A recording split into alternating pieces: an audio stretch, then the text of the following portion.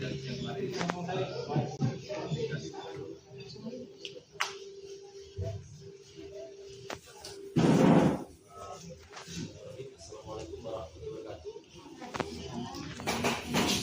Selamat siang dan sore. Izin saya pertama yang kami hormati Bapak Kapolri Organisasi, Ibu Rektor dari Ibu dan Ibu Dosen pada siang. Izin saya menjadi moderator untuk pemaparan sosialisasi dari Bang Zulmi yang berjudul Transformasi atau panjangkan itu transformasi pembelajaran untuk penerapan RPS berbasis outcome based education pada mata kuliah konsentrasi akuntansi dan pemerintahan. Ini menjadi rencana aktualisasi CPNS untuk Bang Zulmi. Mungkin kita untuk meningkat mempersingkat waktu, kita langsung saja pada Bang Zulmi, waktu dan tempat kami persilakan. Assalamualaikum warahmatullahi wabarakatuh. Yang saya hormati Bapak Wakil Dekan 1 Bidang Termik mewakili. Yang saya hormati Bapak Koordinator Program Studi Akuntansi. Yang saya hormati Ibu Ketua DKM dari Prodi Akuntansi beserta anggotanya.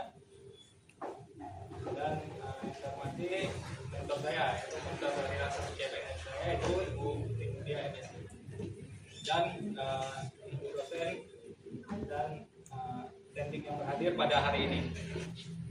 Setelah saya menyampaikan sosialisasi saya yang berjudul sosialisasi saya, ini merupakan sebuah tahapan dari kegiatan full laser saya, yaitu kegiatan saya yang keempat ya. Yang pertama kegiatan saya yaitu membuat modul, membuat modul RPS. Ini sudah disiapkan modul RPS-nya, modul penyusunan RPS-nya, yang berisi mengenai petunjuk dan panduan dalam menyusun RPS.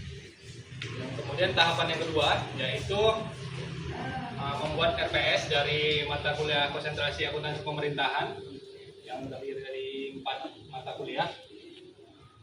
Kemudian yang tahapan ketiga, kegiatan yang ketiga yaitu promosi kreatif, dan salah satunya adalah membuat video dan membuat poster. Kemudian yang keempat yaitu ini ya, sosialisasi transfer OB. Ini merupakan puncak dari kegiatan laksana saya. Yang kelima adalah penerapan RPS OB ini di dalam kelas. Kemudian yang terakhir adalah evaluasi.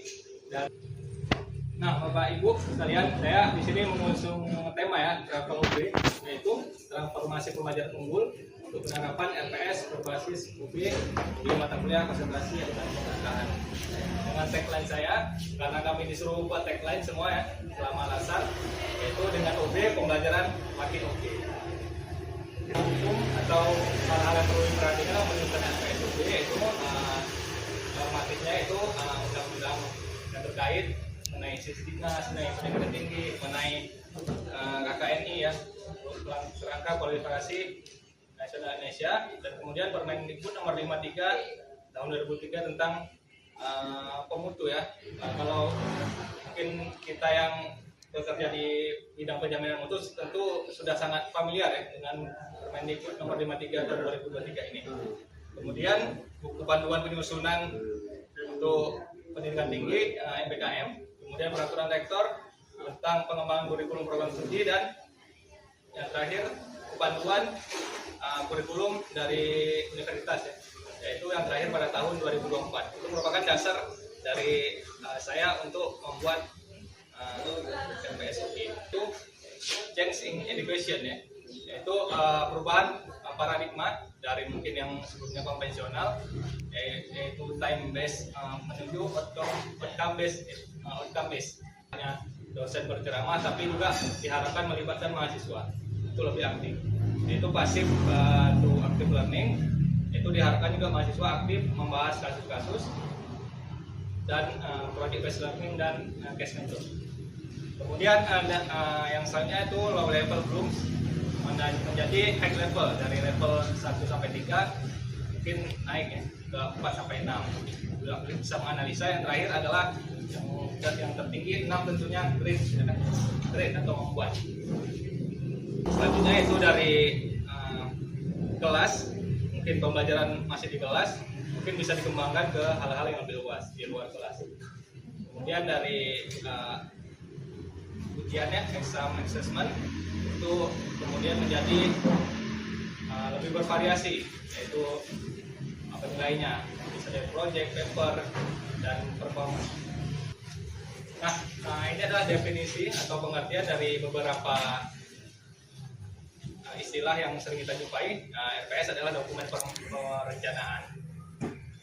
Tentunya kita sebelum memulai pembelajaran sudah harus mempunyai RPS, yaitu sebagai panduan kita untuk melaksanakan pembelajaran apa saja yang akan kita ajarkan dan bagaimana metodenya. Kemudian CPL, kemampuan yang dimiliki setiap lulusan dari prodi dan merupakan internalisasi sikap, penugasan, pengetahuan, dan keterampilan, yaitu keterampilan umum dan keterampilan khusus. Kemudian capaian mata kuliah atau CPMK yang bersifat spesifik terhadap mata kuliah, mencakup aspek sikap, keterampilan, pengetahuan, dan yang dirumuskan beberapa CPL yang dibebankan pada satu mata kuliah. Nah, dari CPMK ini tajam lagi jadi CPMK, kemampuan akhir yang direncanakan di setiap tahapan pembelajaran. Kemudian evaluasi pembelajaran itu proses interpretasi data dan buktinya yang terakumulasi selama proses penilaian. Kemudian dalam RPS tentunya kita sudah harus beberapa komponen yang harus kita buat, yaitu yang pertama adalah nama di format RPS, nama prodi, dan kode mata kuliah, semester, satuan kredit semester, dan nama dosen. Terdiri dari nama dosen pengampu dan koordinator mata kuliah dan koordinator program studi. Kemudian CPL yang dibebankan pada mata kuliah. Yang ketiga adalah kemampuan akhir yang direncanakan pada tiap pembelajaran atau kita sebut dengan sub CPMK. Yang kemudian yang keempat adalah bahan kajian yang terkait dengan kemampuan yang akan dicapai. Dan kelima adalah metode pembelajaran yang akan kita ajarkan. Keenam, waktu yang disediakan berapa menit yang pada tiap tahap pembelajaran.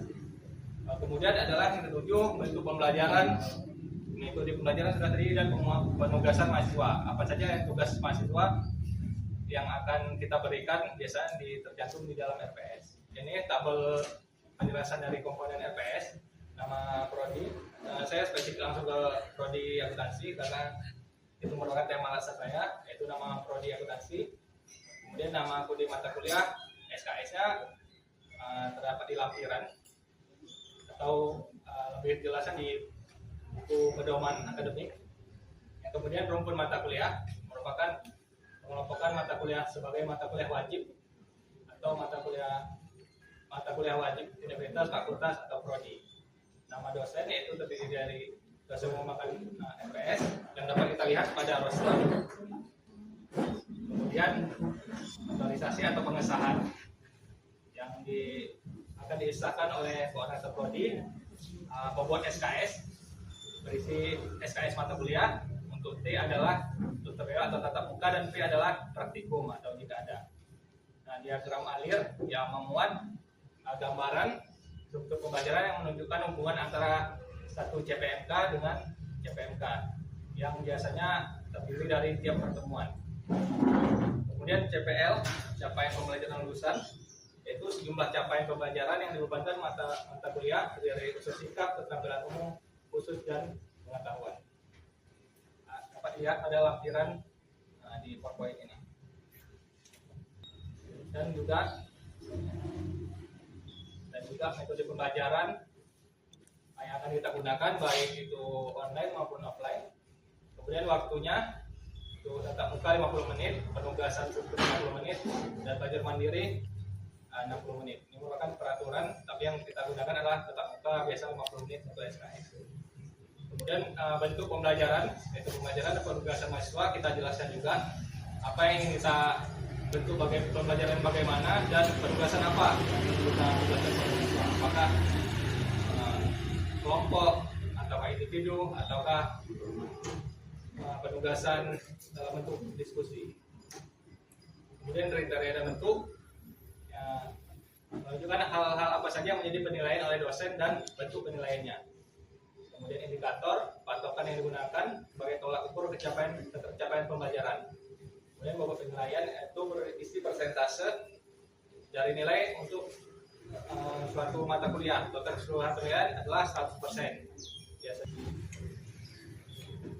inilah formatnya, PSDB prodi akuntansi yang diisi sesuai dengan deskripsinya. Kemudian ya, sebelum itu saya pada tahapan ketiga saya juga membuat brosur dan video pembelajaran OB. Karena itu juga merupakan tahapan dari kegiatan dasar, saya masukkan di sini sehingga diharapkan makin